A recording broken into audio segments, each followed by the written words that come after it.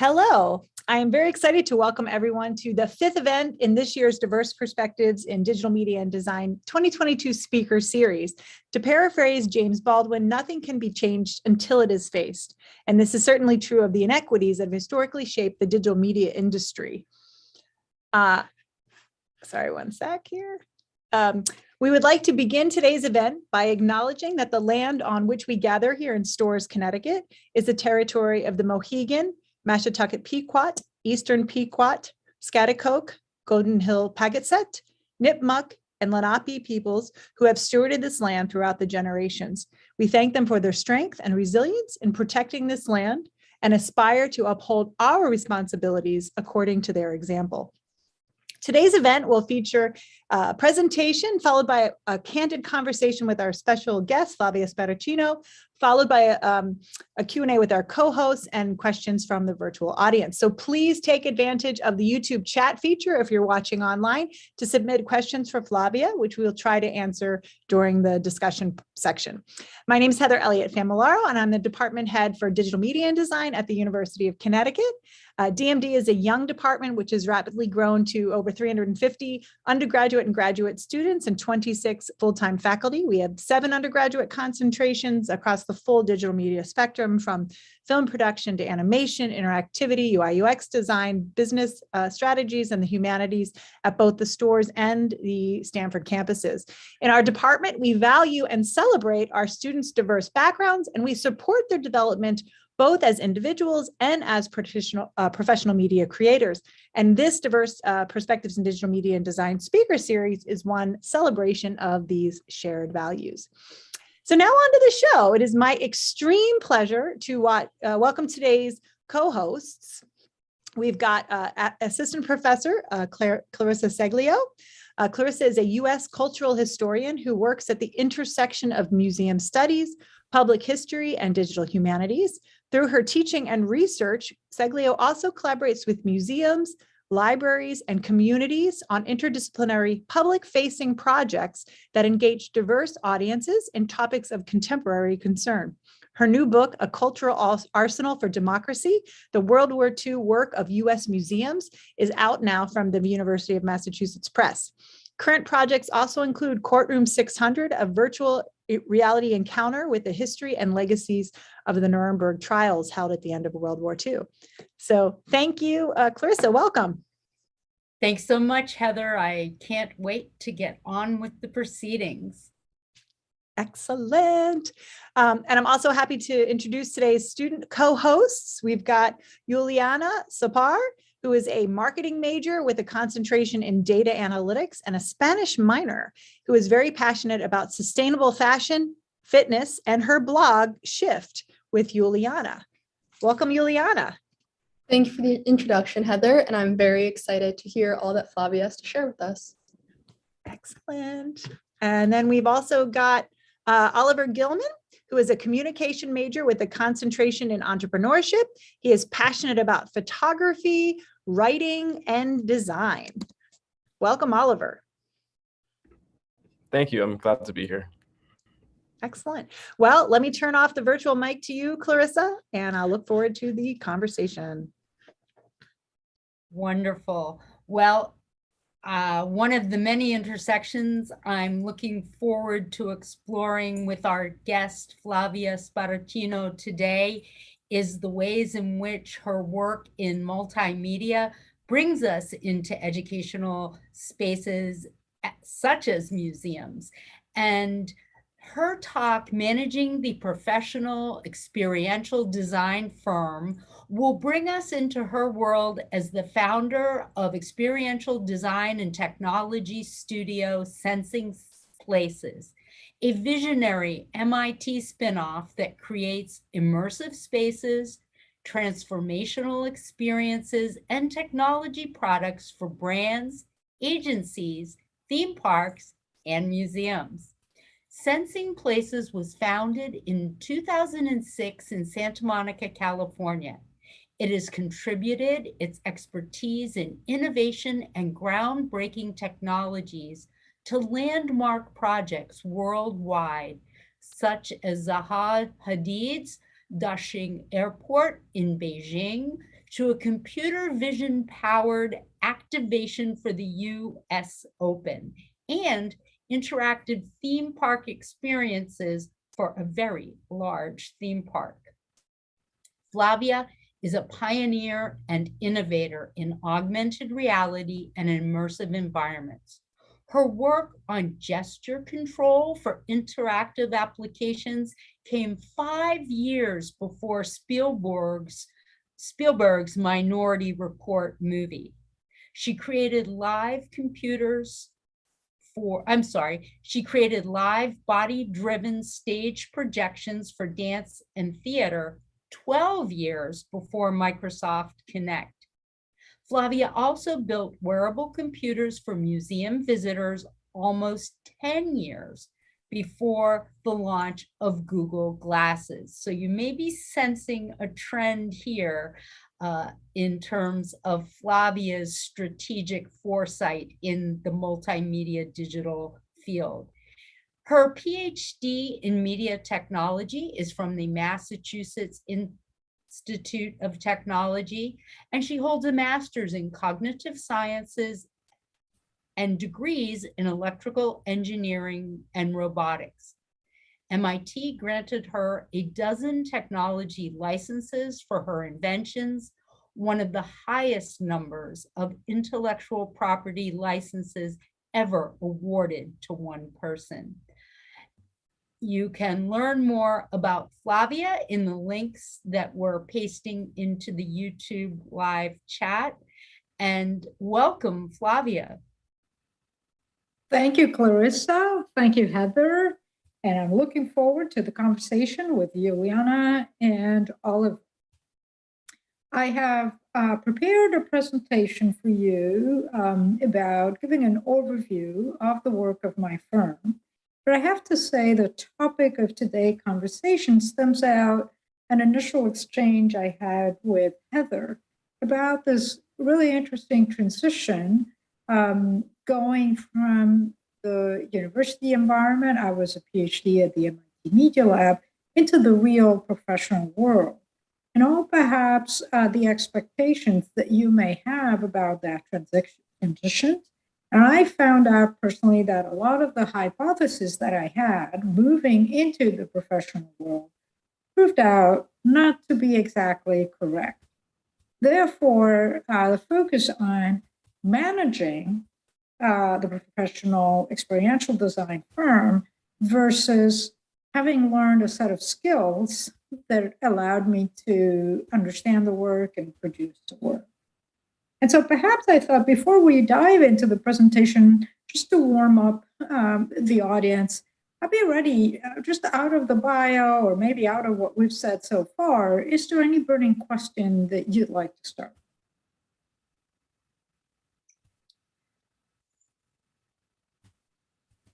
We are embodied human beings, and many of the spaces that you work in have traditionally been about the human body in a strange or unusual environment, whether it's the museum surrounded by dinosaurs, or it's the theme park with twirling teacups.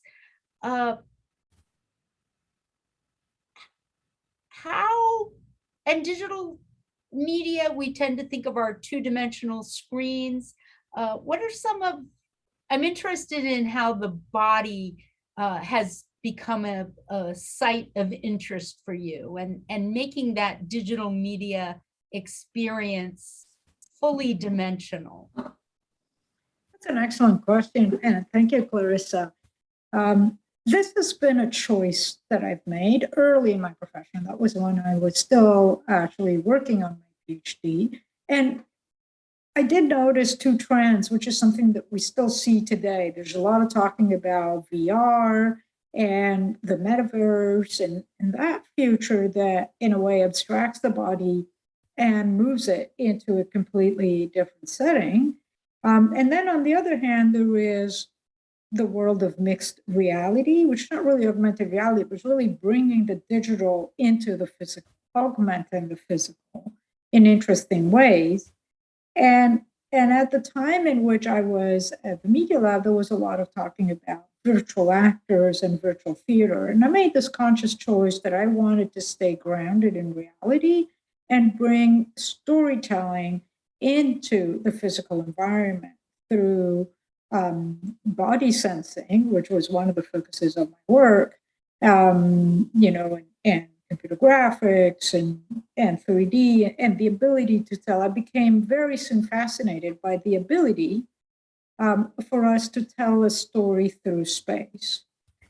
And there are some specific cultural influences that I received. I was part of a group called Interactive Cinema, led at the time by Yuliana Tsapar.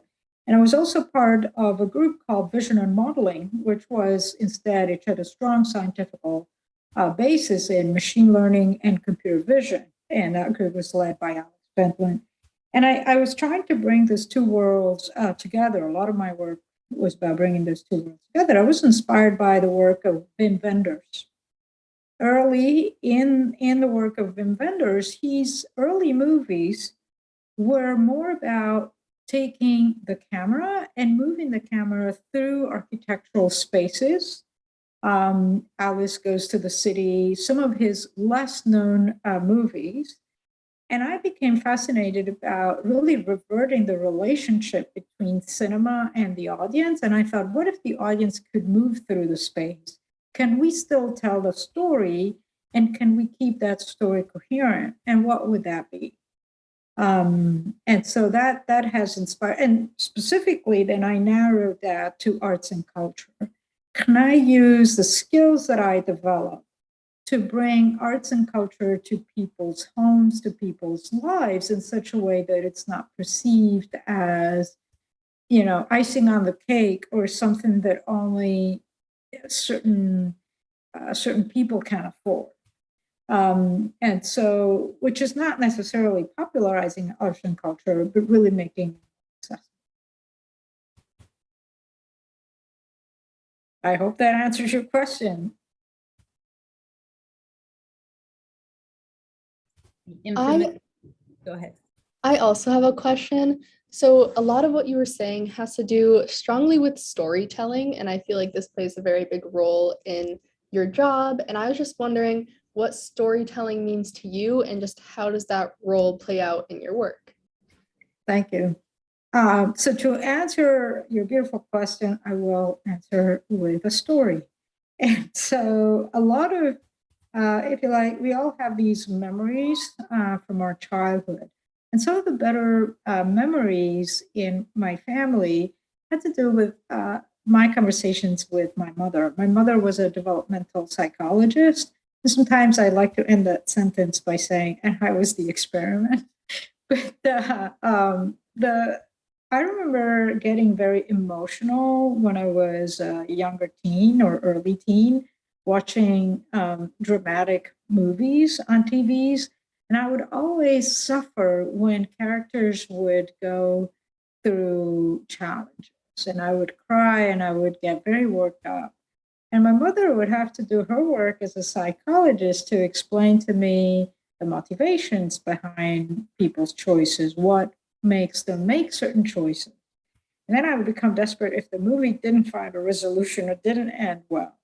And a lot of those conversations about the who and the why and how people's character or personality influences their destiny became so central to my growing up experience that I decided that in a way I would become a storyteller. And then also during my Media Lab days, I found this book on Frank Capra. Very few people know. We know of Frank Capra as an early movie director, but very few people know he was an MIT engineer. And he graduated in engineering from MIT at the time of the Great Depression. But he was absolutely fascinated by filmmaking and started to develop some of the early film capture devices and worked on synchronous sound. And it turns out, he also was from my same neck of the woods in southern Sicily. I became very inspired by his story. And later on, he somewhat transcended his engineering background and became one of the most incredible storytellers in Hollywood. And so storytelling comes from that sort of family experience. At the same time, it's not easy when you're trying to blend storytelling with technical construct. It's so easy to get distracted by the technology, to become fascinated by the means more than focusing on the end. And I do recall many conversations actually with Gloria Davenport. Since I'm talking to students, I'm recalling my own experiences as a student. It was really great to have two advisors because I would go to her some ideas of a project, and she would always ask that question: what's the story? There's no story here. Go back, rework on this project, and come back when you have a story. And this question is, where's the story? What's the story? Haunts me to this day, and which sometimes I catch myself thinking, I got to fix something in this project because where's the story? That was very interesting to hear. I can definitely relate growing up and watching movies where there wasn't a resolution or where there was just a lot of things being added to the plot. That was very difficult for me, and I was always very sensitive to that. So it was very interesting to hear how your personality as a child then translated years later to holding this core belief that the story is really at the center of it all. It is.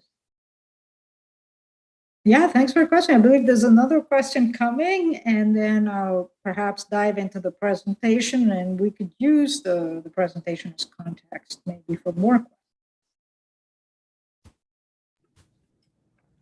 I was going to ask how technology interferes with the storytelling, or if it does, because I know technology is usually used to advance the way that you can immerse someone in a space, but I wanted to go into a little more depth about how it may interfere or if it does. Yeah, it has to do with the ability of, zooming in and zooming out. I became, speaking about how did I get to blending art and technology, it was somewhat casually. Again, my mother is a psychologist. By the time I enrolled into college, she said, well, why don't we do some tests, some basic, psychological tests, attitudinal tests, I believe they're called, that will, assess your scores so this can guide you in the choice of your major.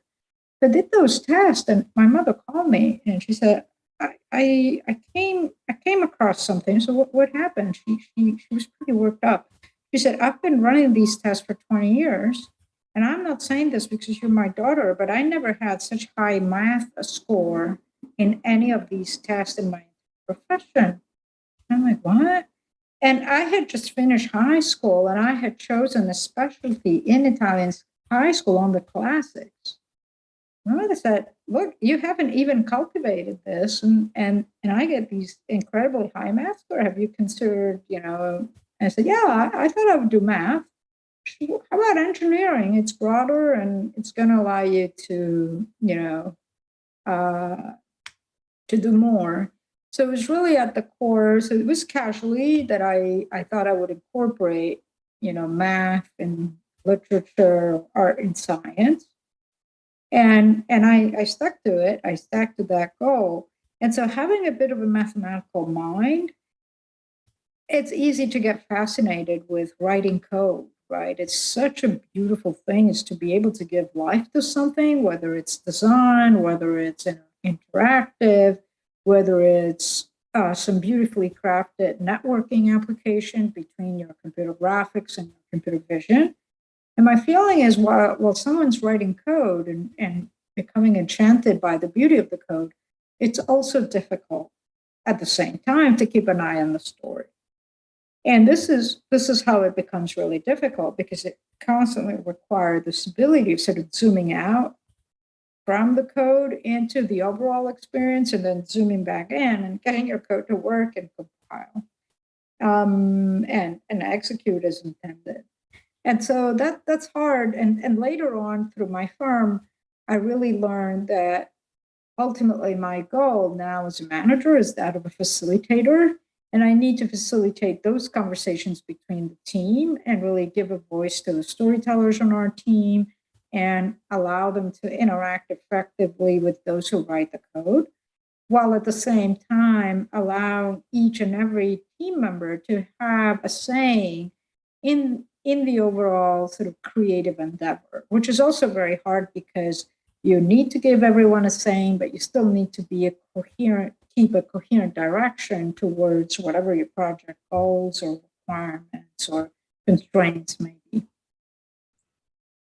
Well, this sounds like a great opportunity to learn more about your firm so that we can visualize the spaces within which these negotiations among people, among code and story are taking place. So why don't we move on to that segment of our time together.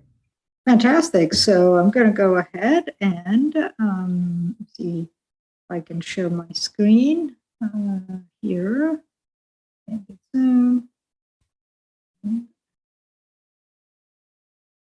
going to click on share screen and select my PowerPoint.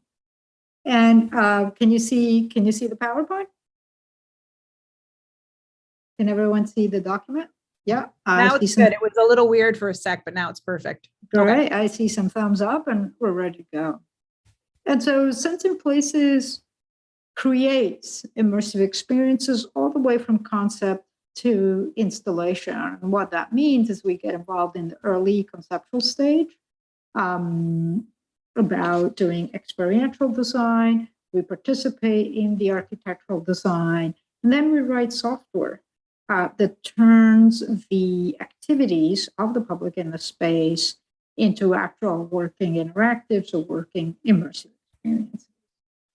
And this is a statement that really says what we were discussing at the beginning, saying that we really live at that intersection of blended environments, is where digital media and the built environment meet and create that magic produced by the fact that there's people inhabiting the space and moving through it, and you know, sort of imagine a museum, right, following through a series of rooms or chambers, each of which could be considered a chapter in a story. Furthermore, our focus has been around art and technology, and what I was saying earlier, how do we bring stories and art appreciation to everyday people. And so we've been focusing, whenever we've had a choice, or on cultural institutions and landmark architecture, and this has been the leitmotif of our portfolio up to this point. The things that we do concretely, so we've talked about the why, we've talked about how, and this is the what. And the what is media design and interactive, museum experiences. We've done some virtual and augmented reality just to keep, you know, to play with the ideas and the affordances, and especially this has become a strategic choice during the pandemic, as you can imagine. And we've lately, we started doing some architectural walkthroughs, which has been a really interesting experience with embedded storytelling inside the architectural walkthrough, of course, and then a lot of hybrid events, and we've been active in the remote collaboration space. And where the leitmotif is, we preferably take projects in which we can push the envelope about what it means to blend art and technology. This is a picture from some of our team members. Let's talk a little bit more about media design. We had a chance to become involved in very large scale our airports project. And we got involved with one of the largest architectural firms in the world, which is Zaha Hadid Architects. And at the time in which they were working on the Mumbai airport project. And for example, one of our challenges was, how can we create in the space at the entrance, in these sort of cocoon entrance spaces, some LED coverings in which we see the external environment reflected. And some of our team members decided to, for example, become inspired by photographs of the local landscape and have those photographs sort of gently scroll through the LED and sort of bring the landscape around the airport back into the space of the airport.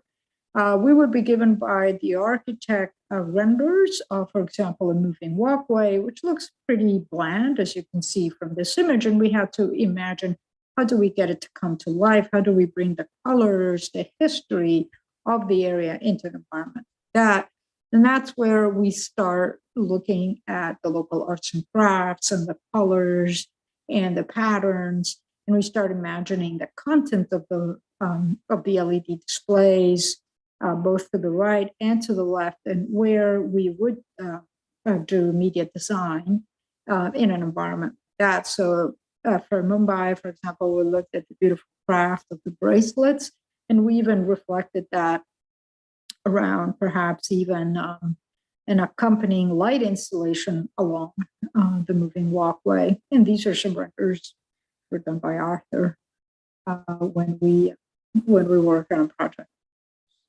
And so, and this is another moving walkway, which instead became the pretext for showing another art exhibit by one of their local artists. So in order to even produce these concepts, we had several meetings with local art historians. What I also love about these projects is we have to become mini experts of, if you like, the cultural offering of a specific project. And then so that later we can tell those stories in the space and still entice and inform. In this case, the casual passenger, obviously you can't expect people to stop and learn, but perhaps once they land in Mumbai, they might go to the local exhibit, they might visit a certain museum because they've seen the tip of the iceberg. We've been able to entice them in an interesting way. One of the most satisfying professional experiences I have was working with Terry Riley, who was the former head of architecture at MoMA, on a museum project he had in China near Shanghai in a city called Hangzhou. And this is a really, really interesting project in which was a museum of contemporary architecture. One of our tasks, you'll see that to the right, was to imagine a section, a very narrow and long section dedicated to the streets in big cities. And a really interesting challenge in this museum was to be able to welcome very large crowds. So contrary to European museums, here we had to design at a very large scale to accommodate up to 800 visitors coming in per hour, which is a fairly high. And so we had to imagine an experience like this where we could project, for example, not just a warped yet perceptually correct image of a famous, it could be Fifth Avenue in New York or Les Champs-Élysées in Paris, but also we decided to add some interactivity, a character that would wave at you, somebody who would offer that you pick up a flower to make the experience more endearing.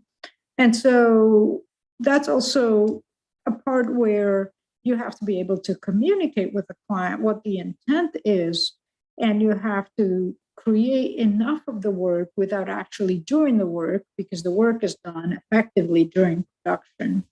And so what's really interesting here is the relationship between the concepts, the visual, and then getting the client approval and moving then ahead with the productions. And that's the reason why we always aim for this sort of elevated look in some of these installations. Another use that we later have for the moving walkway, which I believe is actually one of the most rich experiences and so underutilized. If you think of many of our public spaces and airports, is this idea of sort of doing these dynamical particle animations and allowing people to sort of feel the joy of just using the semi-passive natural movements of the body to create color patterns and color dynamics, something that pushes you to move and to enjoy the experience around you. And this is part of what then brings us to, still at the time in which we create the visuals on the right, our engineers on the left, they get to work. So this is James, for example, playing with a camera, and with Julian on the other side, and they work on how do we create variations around fluid dynamics and colors to produce later these kinds of songs. And then if you're familiar with what's happening in the digital art world, there is already some really beautiful examples of installations in airports. And this is a notable example at Charlotte Douglas International Airport. This is Dolby Labs in San Francisco, although this is not interactive. This is just sort of an animation. And the same thing, this is another really beautiful installation in the lobby of a Bank of America. And what, speaking really about content versus concept versus the actual LED display, here the big budget goes to the LED display. So it's really interesting. And one of the things I discovered early in my profession is that you could come from MIT, you could come from the Media Lab, you can be on top of the innovation trend. And yet, when it comes to commissioning this type of work, the audiovisual designer has a strong say on what the experience is going to be, because they're going to be the ones furnishing the LEDs, and that's the biggest ticket item in an experience like this. And so this has been some of the learning that I had, in which I realized we were playing in a very wide ecosystem that didn't just involve the architect or the exhibit designer on one hand, but it also had the AV designer on the other end. And so as an experiential design firm, you really need to learn how to play well within this varied ecosystem, in which sometimes the experiential design firm leads, but another time, and many times in some of these bigger projects, is actually the audiovisual design firm that leads the way. And here, this is just a slide that shows the similarity between, what we have done in prototype and what's installed at Bank of America. And on the left is very, very, and if you look at the relationship, right, between the size of the person and the interaction and the piece. Another thing is the piece of Bank of America is not interactive, which is actually quite surprising.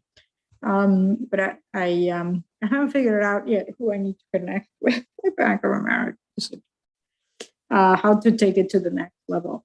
And these are some, if you are studying interactive media, that a lot of the work has to do with iterating on a concept a million times, right? And so here you see a number of iterations that we've done, some of which including pushing this sort of virtual ball around and using it as a sign of the visitor's presence. And then if you look in the bottom right, transferring the ball even to your mobile phone and continuing to play with it. So we've played with a variety of concepts when it comes to this. And then I decided that what would be interesting would be to also collaborate with other artists. And this is the work of artist Marjan Moghadam, who is a professor of computer graphics in New York. She works at Long Island University. And I've learned about her work through her brother, who was at MIT. And we've worked, for example, in making some of these really beautiful 3D animations interact. A quick note on how I came to do some of the work that I do was, again, through a friend who was working at the time in Los Angeles at Gary Partners. We became involved in this multi-billion-dollar project. It was a $5.4 billion bid for Sentosa Island and Casino. And we were tasked to imagine a virtual fish tank. And here you can see, this is already a few years back. Again, each time we do conceptual design on the left, on the right, you'll see this grid, this matrix. So we took these videos of sardines and fed them into a real-time optical flow analyzers to show that we could turn the fishes into art makers and have the fishes create really beautiful art animations. And it was a little sort of a model there at the bottom. And, you know, that was really the Media Lab style where you learn by doing. And since I'm talking to a marketer such as Yuliana, one of the things I learned actually today is perhaps there's really a point in the pitch to a client in which showing a demo may or may not be productive, and really early stage in the relationship with the client. It matters more to work on the beautiful visuals than to work on the demo. That was my big surprise coming in from the Media Lab, where we like to prototype for our own, it's our own way of understanding things, but sometimes it's really focusing on the quality of the presentation, the storytelling is really.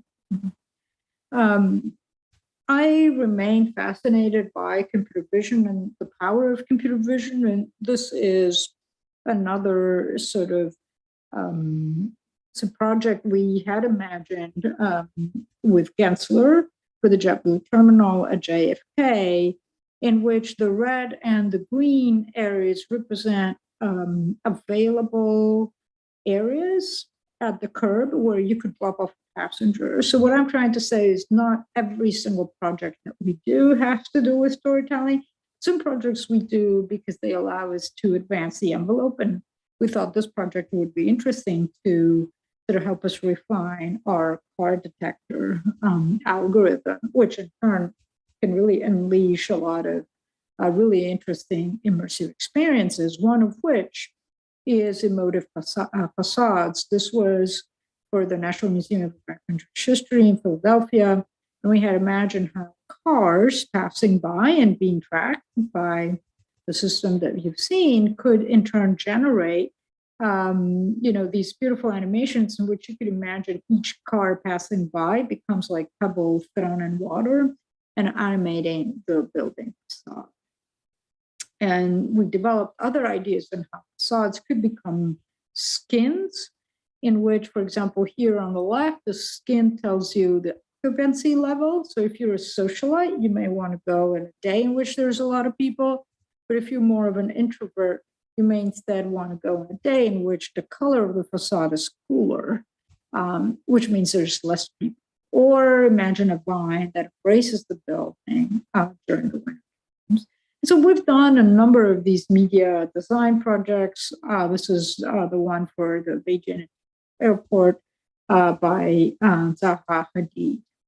And speaking of airport, again, we became fascinated by the activities going on at the airport from morning to night. And we thought, how could we really capture the essence of the flow of people that comes through the airport 24 hours throughout a season and turn it into some kind of a poetic interpretation of the activity of a space. And so we started to focus on this idea of visitor flow analysis, and we thought, can we do art with it? Can we do meaningful project with this type of technology? Then the pandemic came, and with the pandemic came, we had already done a project with managing content. So we had built a really advanced content management system for digital art gallery. And with the advent, if you like, of NFTs, this started to become one of our biggest assets. And so we have the ability to fashion. This is, screenshots of our systems, beautifully designed, and it's easy to map playlists to displays. So let's say you are a firm that owns 50 stores worldwide. From the comfort of your home, you can choreograph every single piece of content that's going to go on every display in all your stores worldwide. So that's where marketing can really sit and collaborate. We have some collaboration features and fashion out all displays without bringing a thumb drive around, having to coordinate with the local team. And then we started imagining, what if we could instead activate physical galleries with a system like that, and also giving them the ability to display the artwork as an NFT without, giving up the original vocation of being physical art gallery, but then augmenting their capabilities. And then I can talk, in more details about what that means. And to the right is the site that we created, the sample site that we created together with a full NFT stack in Ethereum and the services that come with it. Perhaps here what's relevant is always this desire and hunger to stay on top of the latest trends and innovations.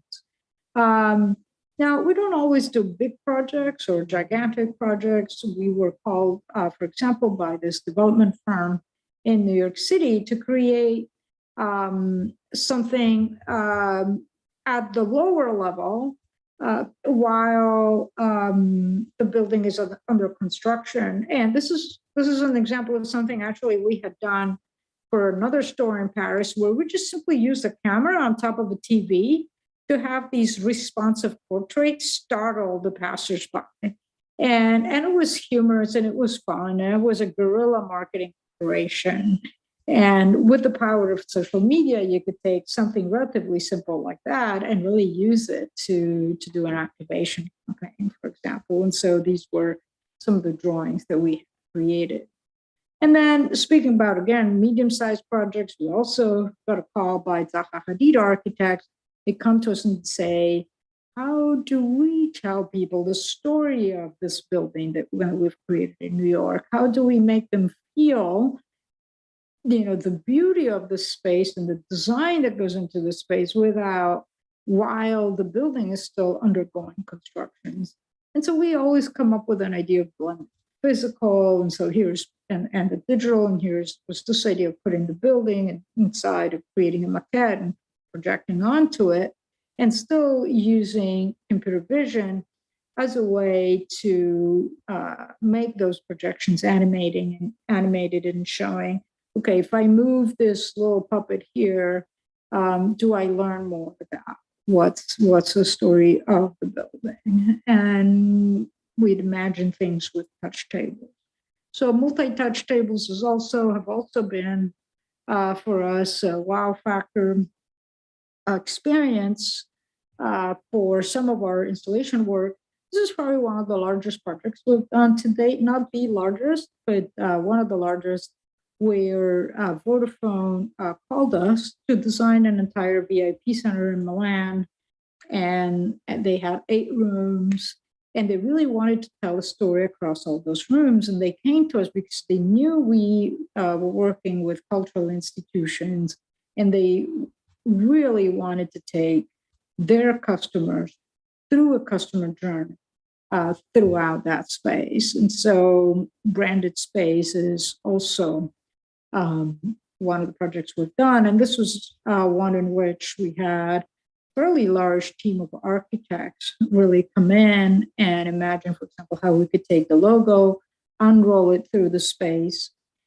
And coming to management, they really loved a lot of our proposal, but that's the part where you learn that their budget wouldn't fit, that you have to constantly take and rework your design into display solutions and branding propositions that fit.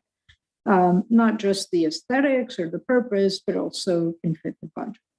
And so these were some of the visualizations we created. And then on the left, some images of the completed space. So to the right is the vision, and to the left is what the company could afford, right? And so sometimes it works out, and sometimes, you know, you wish things had gone differently, but I would say they did a fairly good job with it. And to the right is two of our engineers in this 180 immersive video projection space that we created. And at the time, the novelty was that we created an entire dashboard on a mobile device. You see in the upper left-hand corner, Arthur, one of our designers, where through this application that we created on mobile, the guide could manage the entire space, the content, the lights, the videos. It was really fantastic. And it's something that wasn't part of the specifications of the project when we started, and it ended up being the key element of the project. And that was good because it meant good communication with the clients and really getting to the point of defining a need that they had that wasn't clear at the very beginning. And here are some of the images of our interactive table. And this is just to mention how much the quality of the engineering matters sometimes, and we really care to do something super responsive and effective. I think I have a very short video here because of the purpose of the presentations. And during the pandemic, we do installation work. So during the pandemic, we really had to rethink our business to stay alive. And we teamed up with a drone company that is able to recover these really beautiful 3D models of very large spaces. And they came to us saying, could we imagine a virtual walkthrough through some of these spaces? So they would come to us with these meshes, and then some lighter scanning of the interiors. And then our architectural designers, you see to the right, the space on the renovation, and to the left, the view of the renovated space created by our architectural designers. And then we were able to, so these are some other renders that we created. And then we, with that work, we did both a walkthrough experience in Mac and PC and a VR experience with goggles. And it was a relatively small project during the pandemic, but the team had fun. They bonded. They were working from home. They bonded. And here is a storytelling element. We used every opportunity that we had to tell the story of the renovation. So you see the leitmotif to tell the story of the renovation, to have even the workers that were working in the space tell us more about it. And here you can change colors of furniture and so forth. And then we've taken that and pitched it to Caesar Entertainment and imagined VR stations for people to explore some of the other properties that they have across the world. And if you've ever used an Oculus, you'll see the same experience here on the Oculus. We've been contracted by Disney. We've done some very large installations by Disney. This is Color Mix and Match, which has run in Epcot for many, many years. And so our team did all the software design for these beautifully colored spaces that you see on the back. And if you Google it, you'll see some videos. And so these are some images of the finished space that we did for Disney. And this is one of my favorite projects because they had us finish the work 3 months before installation. So we had ample time for testing and revision and testing and revision. That's where you have a sign, you know you're working with a client that is mature and understands the craft. And this is an example of another activation in which we used our understanding of computer vision to track the tennis player. You can see them here in the field, and above remap them to these kind of Pac-Men that were playing another parallel virtual game onto the scene. And so we use special machine vision camera. The team had a lot of fun to go out and do this. And we also did facial remarks. So the projects have spanned through, as you can see, a variety of opportunities and applications. And to get to a project like this, all the way from pitching, concept, and installation, this take a tremendous amount of work. And in that case, we literally cloned Snapchat in such a short time, almost 3 months, to clone Snapchat on a desktop. Because, going back here, part of the chance was that we had to show the facial landmark. We were showing those instead of the kiss cam up on the big screen. So we couldn't run Snapchat. It had to be done from a laptop that was capable later of powering that big display and would be connected to a mobile camera. We've done quite a few. I'm going to skip on the last projects, but we do small project, we do medium-sized project, and larger project where there's typically an art and technology component, a cultural component, and we get a chance to push the envelope on the technology side and embed storytelling where we can throughout the project. And so our team includes both project managers, software developers, and all kinds of designers. And here we like to use design. We want people who can see, touch, hear, think, and have heart. So all the senses are involved in the creation of our projects and are represented across the skills of the team. And in a way, what's hard and also beautiful about what we do is that we really start from concept all the way to installation. And what that means is when we design something, it's never a blue sky, because we always have to keep in mind what it costs and what it takes to actually produce the experience. And you'll find more about our work methods and exactly the different phases of our work on our website. This is our old office. We've gone fully remote and hybrid since the pandemic. But this concludes my presentation, and I'm going to stop here. And I know it was fast and quick, but just really the scope of this was to give an overview and perhaps give more opportunities for us to start a conversation. Thank you so much, Flavia, for sharing those slides. I know for all of us, it was very fascinating to see so many of these projects come to life, as well as the behind the scenes that goes into it, which we wouldn't typically be seeing.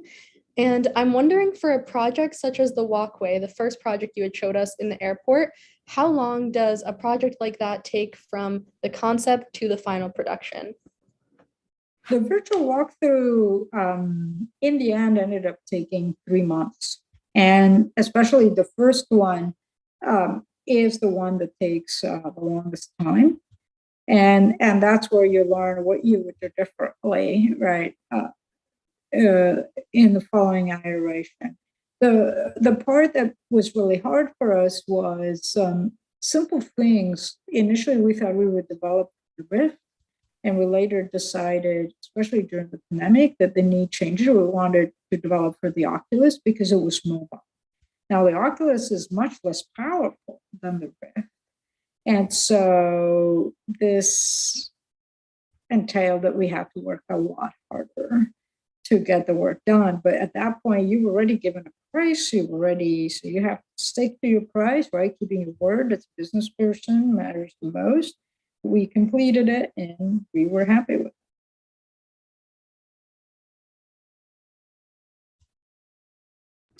I have another question for you. This is going back to, again, the museum, a couple of projects in the airport. I know there's one in the theme park as well.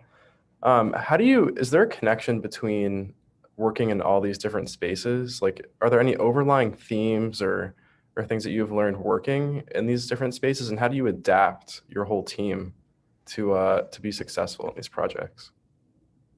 The answer to the first question is relatively easy, is blended spaces, right? And so people who know us and they think about blended spaces and they want something innovative and viable, they come to us. And so we are known in the experiential design space to be the go-to innovative, out of the box, experiential design firm that can push the envelope, that can add value to the work of the architect or to the work of the exhibit designer and sort of perhaps take it to the next level, or depending on their relationship, if it's Zaha, you don't take Zaha to the next level. She takes you to the next level. She's not longer with us, obviously, but you always have to think about who the client is and how you can make them rise and shine,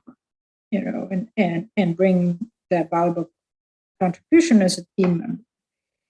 Now, when it comes to perhaps, so the leitmotif is innovation and blended spaces. And then the second part of the question was a little bit harder, right? I was asking how everyone on your team, everyone has their own specialty and their own profession. And how do you combine all these skills and the skill sets to work on one project and adapt to different ones?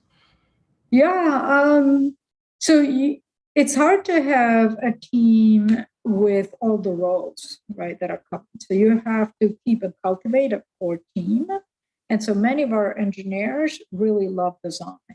Many of our designers are fascinated with the technical side of things. So I always like to hire, as people say, cross-functional people that have really a strong core skill in one area, but are happy to blend and have conversations with people in a different area.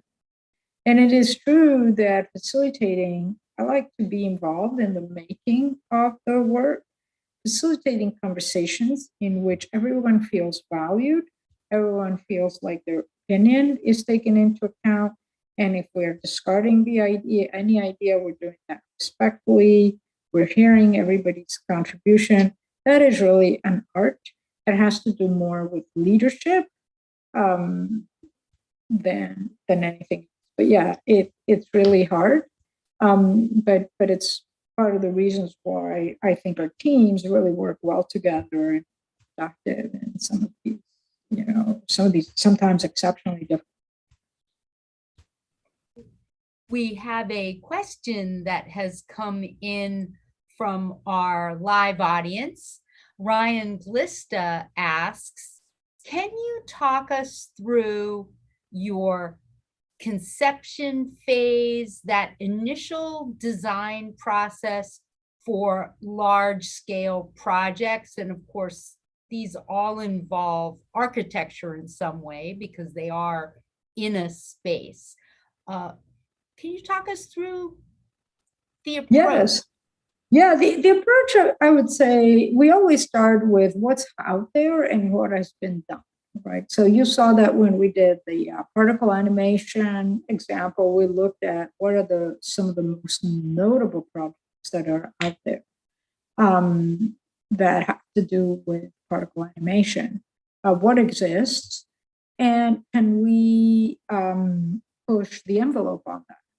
So the first is usually a survey of which firms have done what, which projects should we be aware of.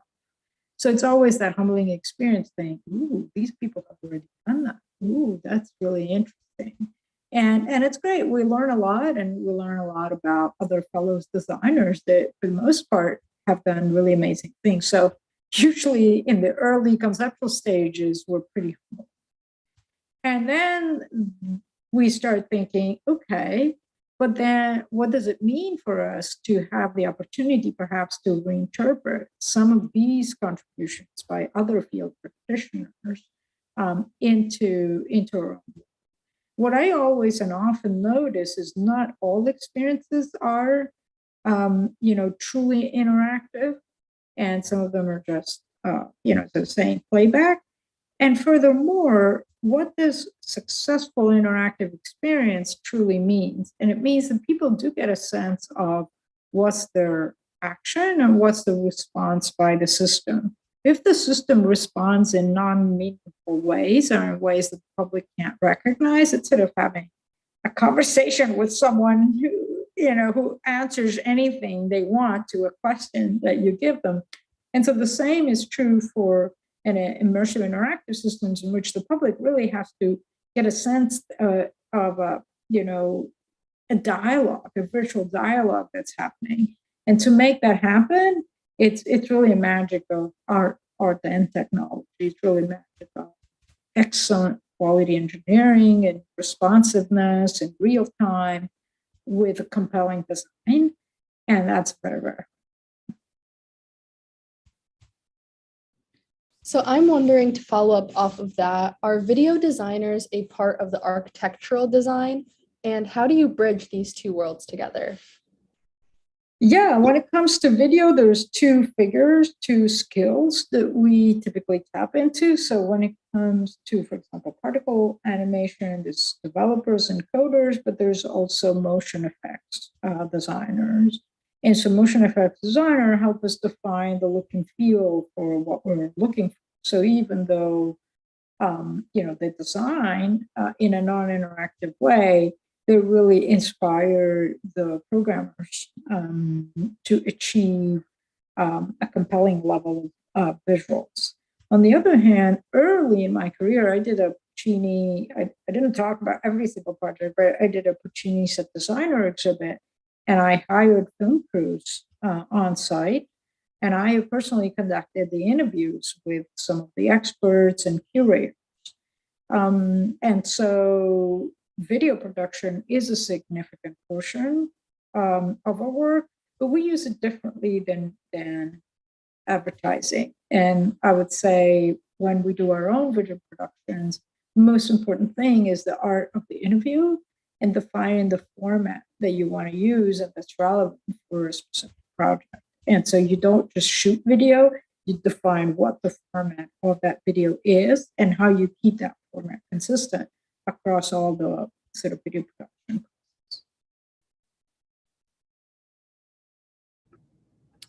Thank you for that answer. I want to just segue a little different direction and ask about your leadership position. The engineering and computer science space is notoriously male-dominated. What do you tell other aspiring female engineers who are apprehensive about entering the field? I tell them to team up, to create strong teams, to be daring and unafraid, but also at the same time to be very realistic about the challenges they're going to meet, and therefore to leverage the power of the team and the power of the full C-suite to offset any obstacles that they might encounter, whether it is by showing up at meetings and outnumbering the client, or using a diversity of talent on their team. And so the point is not to be blind. The point is to be aware, perhaps, of the additional challenges that some of us may have, whether it's a woman, person of color, whatever it could be, any kind of diversity that you may carry. The point is not to be deterred by it, but to outsmart, if you like, the social and cultural norm that may influence the decision makers. I would say in my case, what infuriates the most sometimes is when I feel the client doesn't take it seriously. And so then how do we, how do we come in with weight? And then think about how do we communicate that gracefully? And so it's a very delicate communication problem, which has to do with really removing the emotion, being aware of the issues, and being very, very strategic about how that communication is delivered. Not easy. It definitely doesn't sound too easy. And on top of that, you're also managing so many different aspects of the job and so many different designers and engineers throughout your company. How many people are needed in order to cover all of the different parts of the project? And maybe specifically, how big is your team? And how do you cooperate everyone's ideas and just collaborate when two engineers might have very distinct ideas? How does the compromising work in that situation?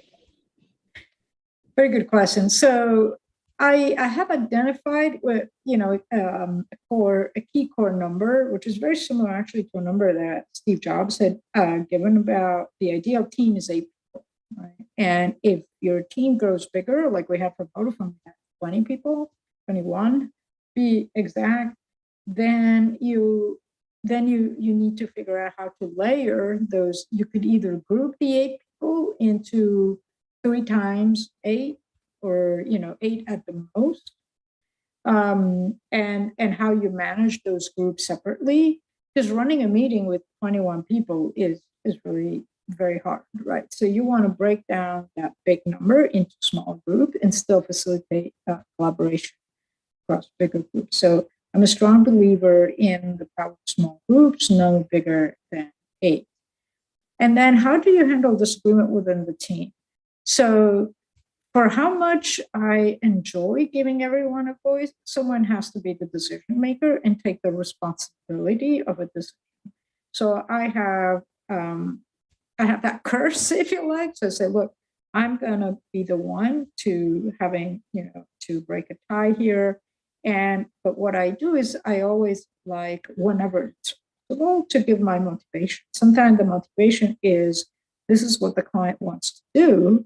And as a design firm, we have to make this choice, just not because it's the best choice per se, but because the profile of the client. Actually, I had this conversation with my designer who was designing 2 separate, let's say, technology-powered web applications, one for a client in retail, art, retail, very high-end, and another one for a technology-oriented company. And he was using the same super sexy and enticing style. I said, we can't.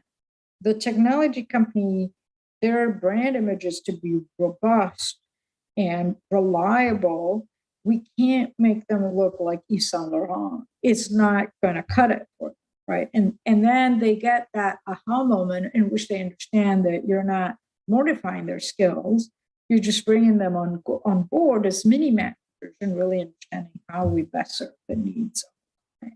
And so I always make myself humble, and whenever possible, I explain to people what are the motivations behind the choice that I make, even if I have to overrule.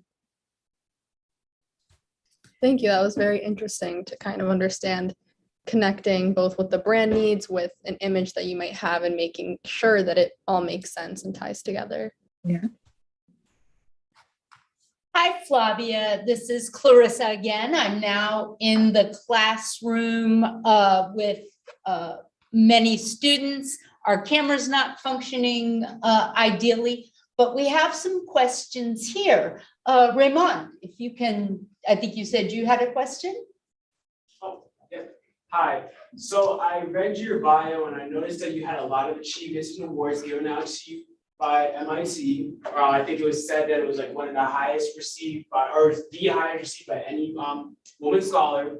Out of all the projects that you worked on, do you have like a favorite project or like one that you remember fondly? And if so, could you tell us a backstory about it? Yeah, it's really an interesting question.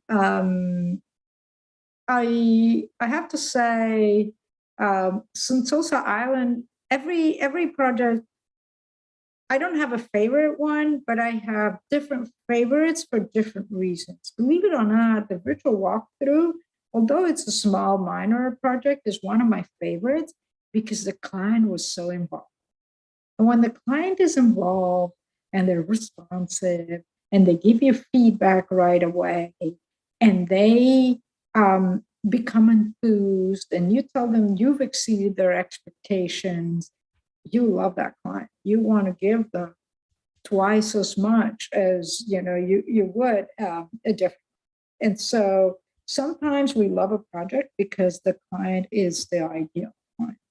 And some other times when, for example, we did Sentosa Island and Casino, we really loved the project because it was just so vast and it made us dream about new forms of entertainment and advance the envelope. So it's hard to, and they were gigantic. One was a $5.4 billion project and the other one was, a relatively small project compared to that. And so it's there's many favorite projects for different reasons. It's really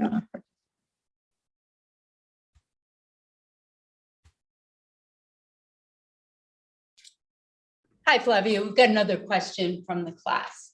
Yeah, I was just gonna ask a bit about, I feel like there's a lot of times when you go into university or college, you kind of push towards a STEM or maybe business related field. Was there any kind of contention or decision making that pushed you towards this more creative space in that time? Yeah, at the time in which I made my choice, I thought that the Media Lab would be this. I got into Stanford. I got into Stanford Robotics, and I got into the Media Lab at the same time. I loved the Stanford campus a lot better, but I ended up choosing the Media Lab because I really thought it would be this ideal place where I could combine my talent for math and engineering with my interest in art and making art and culture accessible to people. So I thought I was lucky enough to enter, an ideal institution. The one thing the one thing I would do differently, although I wasn't ready for it after my PhD, is it would have been good to, since I'm still the CEO of my firm, to do a 1-year MBA or a 2 years MBA, or to get a little bit more management experience rather than learning from practice. So learning from practice is great, but then it's a lot of trial and error. It's a lot of learning in the field helps. But I have to say, I think an MBA in retrospect would have accelerated my learning. I think today, many of you, we had that conversation with Heather, have the opportunity to maybe incubate your firm or the idea of a firm through, not necessarily through an MBA that is very expensive, but also through various entrepreneurship programs that allow younger to really wrap their minds not just on the necessary skills, but also on, finesse their management and organizational skills as they enter into the real world. Whether your goal is to start a company or not, I think that the employees that I enjoy the most are those who are tidy, organized, and they understand the value of my time, and they can organize their work for me in a meaningful way that saves me time. And what I've noticed is young people who are just out of school, they oftentimes don't know how to do that. And so getting a little bit of business mind around what is it that you want to do in life is probably something I haven't done. So the one biggest thing.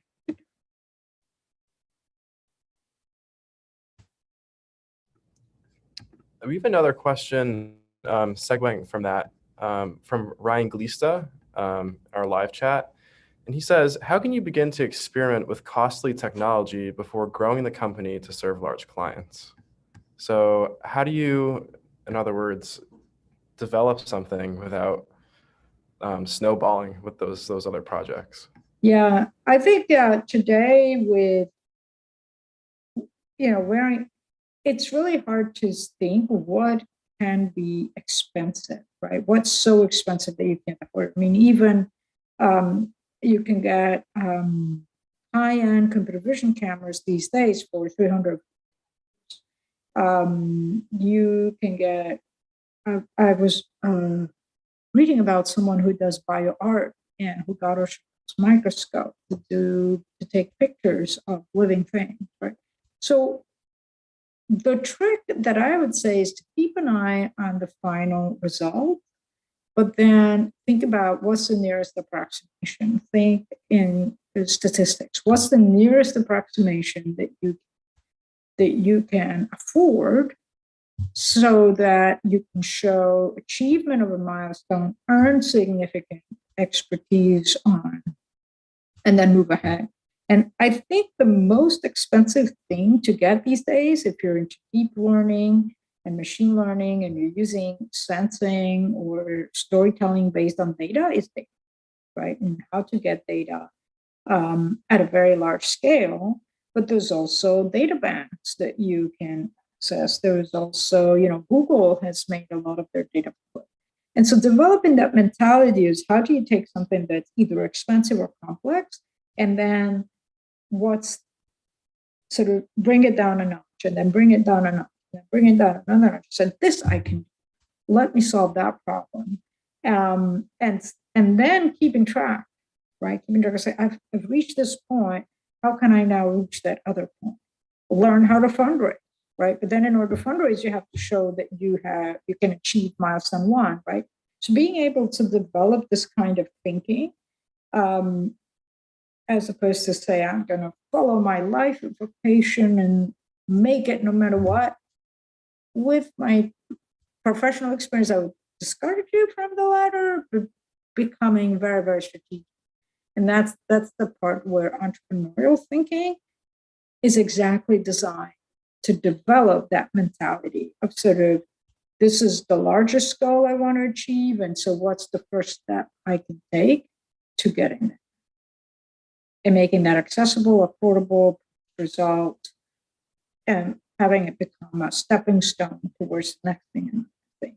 And you can design your entire career also. You may not want to start your own firm.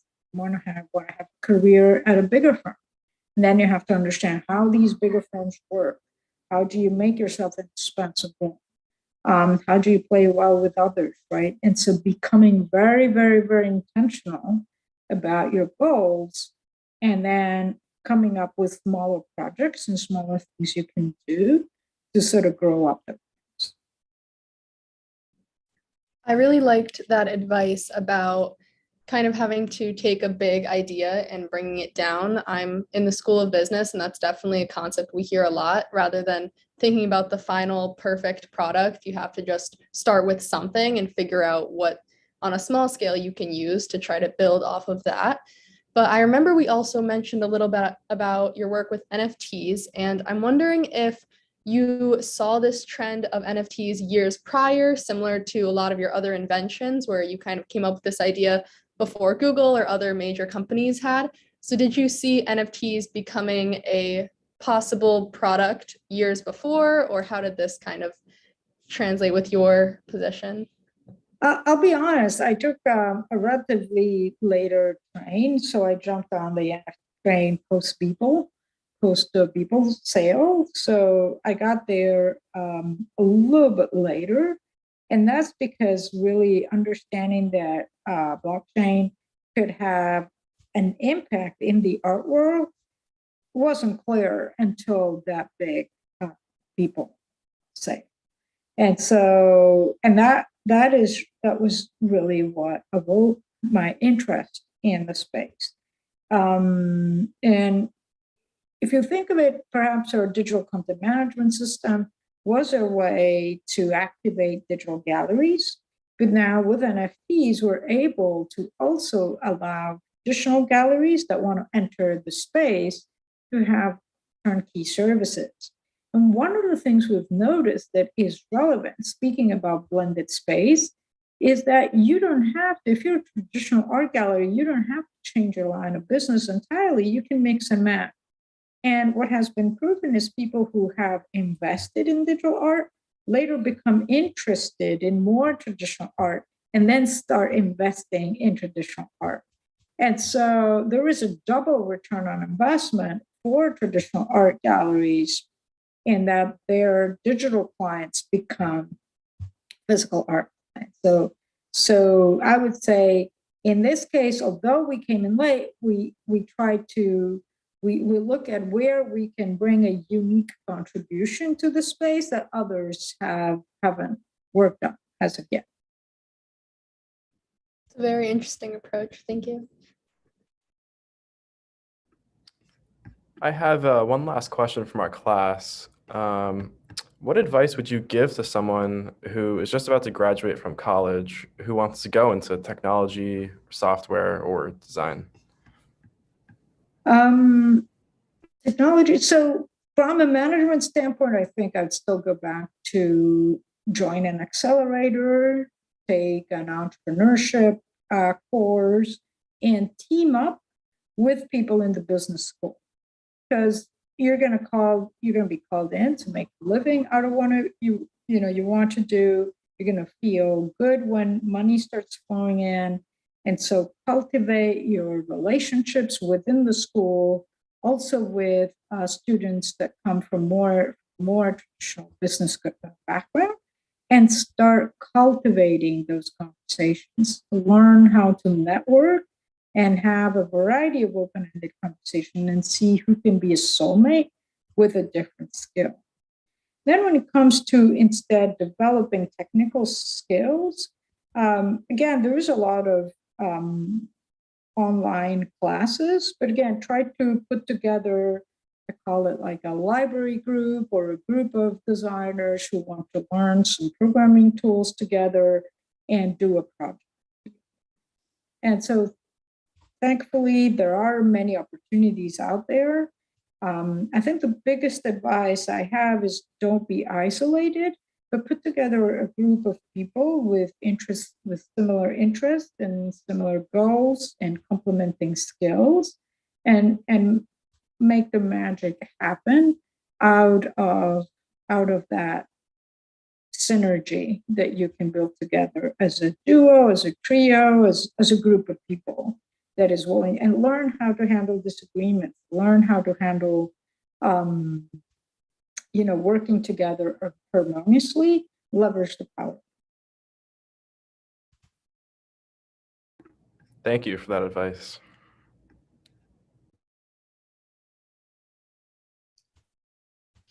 Well, that is a really great way to end this incredible conversation, because I think there's so many of students out there that are really, thinking about what's next. And what I love about this incredible presentation, Flavia, thank you so very much, was the way that it opened up our eyes to like all the incredible possibilities that are there within interactivity and architectural work, museum work, NFTs. I mean, there's just no limit to, what is possible when you start to think outside of the box in the same way that you do, Flavia.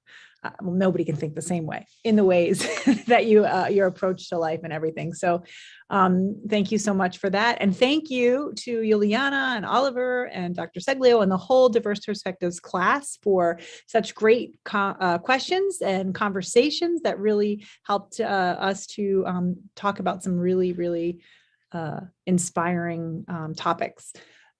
One more event this year. Next week, we'll be welcoming Yugu, same time, 5:00 on our YouTube channel. She's a wonderful documentary filmmaker, and she's going to talk about race, gender, and equality in documentary film. And be sure to check out our entire lecture. All of these, the lineup is all available on YouTube. So if you missed one of the earlier talks or you want to replay Flavia's talk, you can go to our dmd.uconn.edu/diverse, and you can click on the links there, or you can just go right to our YouTube channel and watch those directly on our playlist from both this year and last year. So thanks to everyone out there for working together, all the wizards behind the scenes in the tech area to get this going on. And thanks to all of our virtual audience out there as well. I hope everyone that was participating and watching and listening today feels as incredibly inspired as I know all of us do here. My mind's just blown with all of the possibilities. So I also love the advice, because if there's another thing that we've learned today is that there's such a rich future out there, but we need to make our commitment to inspire and mentor our young creatives together so that we can change the digital world and come up with these new and exciting opportunities. So thanks again for everyone for being here, and mille grazie, Flavia. Thank you. It was a pleasure talking to all of you. Thanks, Yuliana, Oliver. Thank you. Bye. Bye. Okay, so there we are. Wait, did they hang up?